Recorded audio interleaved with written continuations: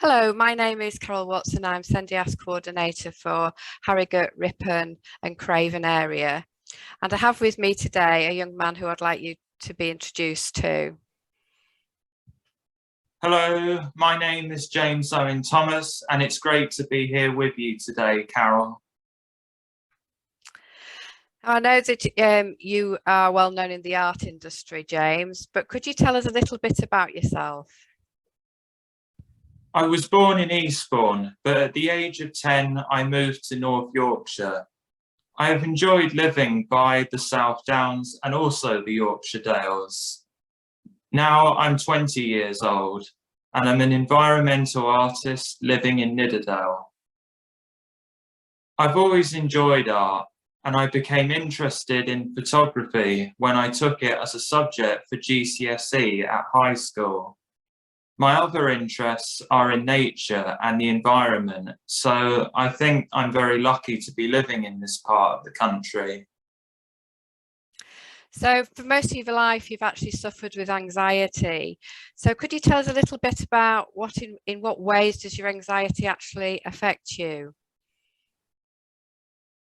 When I was diagnosed with autism at the age of 3.5, I can't really remember a time when I haven't been stressed or anxious. I then spent some years at special school before transferring to mainstream education, which I gained 6 GCSEs and went on to study at Bradford School of Art. Sensory overload can still be a problem to me with loud noises, bright lights, strong smells, and unusual tastes of food. I also developed traits of OCD during the first lockdown, and it's hard getting myself organised to leave the house on time. I feel the need to check things over and over again. It can be exhausting before I even start my day. So I worry about things and can get easily distracted because of repetitive thoughts. I like to have a bit of a routine that I can get my things the way that I want them to be at home, so that I can have some kind of structure to my day. I received extra support for this at school and at college. So how do you actually manage your anxiety on a daily basis? Have you got tips for others, and how do you do it? I make sure I can relax and go out for a long walk every day, even if the weather is poor. Being out in nature helps me feel better and think more clearly. It often gives me ideas for artwork, and I make sure I take my camera along when I can. It helped me some years ago when I joined a photography group. I don't have to attend all the time, but just having that contact is helpful. My artwork helps me feel focused, and working at my art helps to reduce my anxiety. People tell me that I've achieved a lot through my art over the past 5 years, and it gives me more confidence to be involved in special events and exhibitions.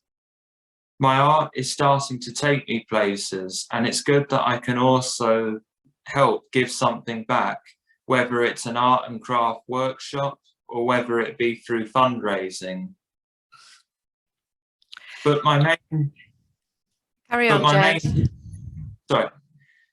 main piece of advice for young people is to talk to their friends and family about their feelings of anxiety, not keeping it bottled up. I'm not that sociable, but what I've learned is that you only need 1 or 2 good friends to listen and give advice. I feel that other young people should follow their own interests to see where it takes them, and by doing this, it builds confidence and helps them gain an inner strength. Hopefully, as we get back to normal again, now after the pandemic, we can get involved with new activities and look at things more positively. It was my GCSE art teacher who first encouraged me to have a display of my art in the school hall. Although I was worried about this at first and what others would say in my class, I'm pleased I listened to her advice. I think lots of people would be pleased you'd have listened to her advice, James. The fantastic work that you do and the artwork and the viewings that you're having and the exhibitions that you're doing. It's amazing achievement that you've got.